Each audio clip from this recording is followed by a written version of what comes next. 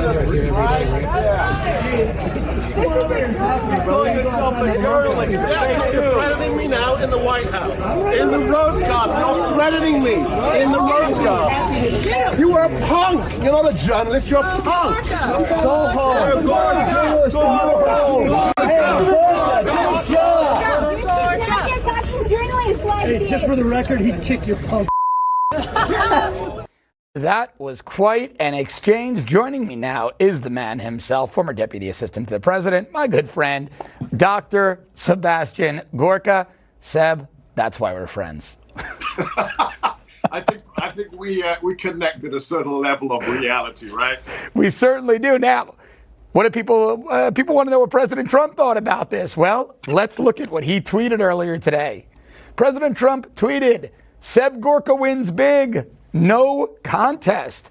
Exclamation point. Now, this guy, what's his name, Seb? Brian Karem? Brian Karem, right. He has been, this isn't a journalist. This guy is a far-left activist. He's been harassing you. He's been insulting other members of the Trump family, the Trump administration. John, he's been verbally abusing Sarah Huckabee Sanders for 2 years. The guy is a punk, and it was about time somebody stood up to him. Yeah, and there's a video of him prior to this where he's standing on the side just like a nasty, aggressive heckler. Somebody that police would have escorted out had he been at any other kind of gathering. But he's doing this at the White House, in the Rose Garden. It was just disgracefully disrespectful. Yeah, so there's an amazing video. The full video is up on my Twitter feed at Seb Gorka, SEBGORKA. Raheem Kassam at Human Events, Daily Caller. They've written it up with the full video, not the doctored one that Jim Acosta and others have posted. And you see how this all begins. Number one, the president gave his incredible press conference on the census and the citizenship question with Attorney General Barr. They make the statement, they leave the podium, they walk back into the Oval Office. We are sitting there, guests of the president. We've just come from the social media summit. And this jerk, Brian Karem, screams at the president as he's leaving, "Are you taking any questions?" And, like a crazed man. And when he realizes that the president's not taking any questions, so that we can hear it under his voice, he says, "That effing moron." Wow. To the president. In the White House. One of us. Yeah, in the Rose Garden. In the Rose Garden. So one of us looks at Brian, this is where the tape begins, and says, "Don't be sad, Brian." This is when Brian Karem of Playboy and CNN points to all of us in the Rose Garden, guests of the president, and says, "You are all demonically possessed." That's when I lose it. That's when I recognize this guy from the way he verbally abused Sarah Huckabee Sanders. Yeah. I stood up and I said, "And you call yourself a journalist?" And that's when Brian Karem, John, in front of everybody, invites me outside for a fight. I saw that. It was unbelievable. It was like he was a kid in a schoolyard. It was ridiculous. Ridiculous. This is why when the president says enemies of the people with regards to fake news, he nailed it. But the only thing is, I'm really sad, John, that it took me, a legal immigrant to the United States, former deputy to the president, it took me to stand up to these kinds of people. We've had 2.5 years of this lunacy and this abuse, and it's time that Americans told these non-journalists who they really are. Oh, I absolutely agree. I do, right? We're like-minded on this. So let's talk a little bit about this citizenship question. I've got a different take. Now, I'm watching the establishment bash the president. He caved. We told you he's not a real conservative. He's weak. This is Nancy Pelosi's victory lap. I see it a little bit differently. I think you might agree with me because you understand the nuances of law enforcement and intelligence.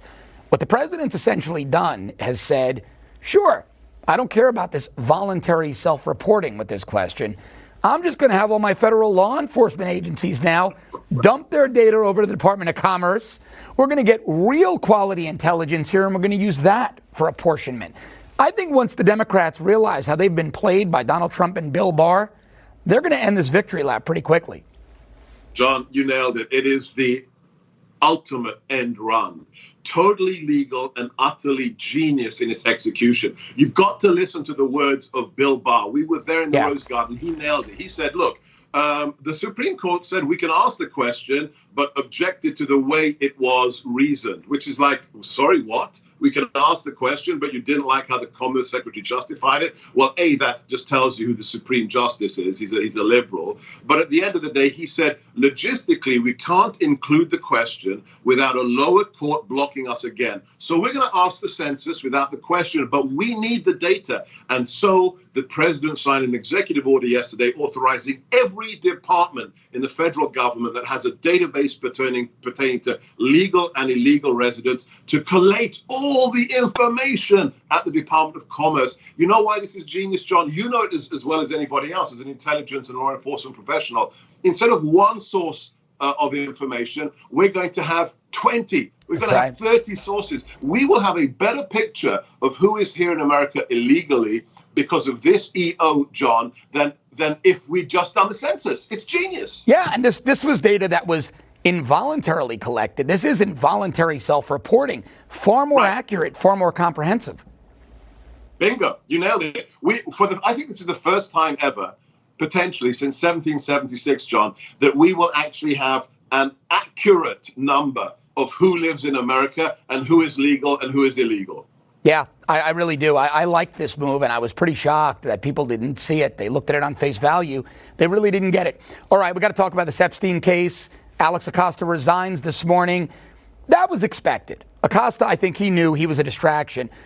The bigger item to me is that Mueller today, who was really an integral part of this deal. Mueller was the FBI director, powerful guy at the time. He could have said, absolutely not. We've got Mount Everest of evidence on this serial pedophile, friend of the Clintons. I'm not allowing any deal. My agents did good work. Mueller is now saying, well, here's my offer, Congress. I'm going to delay a week so you can gather more data to ask questions. They've had 2 years to ask questions. A week isn't going to matter, right? Mueller, I think, is running scared of both the FISA questions and the Epstein questions from guys like Matt Gaetz and Jim Jordan at this point. Yeah, look, just go back in time. Your viewers should do this. Go back and watch the original Robert Mueller press conference from about a month ago. He looks so nervous. Yes, he This does. is the former director of the FBI. Yes. He waits until his boss, the Attorney General, is out of town in Alaska to hold this weird press conference, and he's shaking, he's doddering, he can't get his words out. He said, John, I'm not going to testify on this. The report speaks for himself. Now his Democrat buddies have betrayed him, have called him in to testify, and Bob Mueller, the man responsible for the Whitey Bulger scandal, is really worried. Do you agree with Acosta's decision to resign, Seb? Do you think it was a good move for the administration? Look, I think it's an interesting point that he made that, a cabinet position, same as my position as a deputy to the president, these are temporary. These are political appointments of trust. And so I thought his press conference 2 days ago was excellent. He sounded very confident. He made a very interesting assessment and logical argument about how the state, Florida, did what they did back then. I don't know. I think he made an honorable decision saying, look, I don't want to distract from the work of the president and the department, and so be it. So let's wait till the full story is out. I don't see why he had to do this, apart from the argument that it distracts from the president. But if that's why he's doing it, good for him. And it was his call. The president said it was purely his decision. Dr. Sebastian Gorka, I got a box of cigars with your name on it for this title fight, Seb. Next time I see you. I can't wait. I can't wait. Thank you, John. Thanks, my friend. Always good to see you. You just watched Newsmax TV, America's fastest growing news channel. Newsmax TV is now available for free on your smartphone. Just go to your iPhone or Android store and download the free Newsmax TV app. Then you can watch free TV news with an American spin anytime, anywhere in the world. Newsmax TV, real news for real people.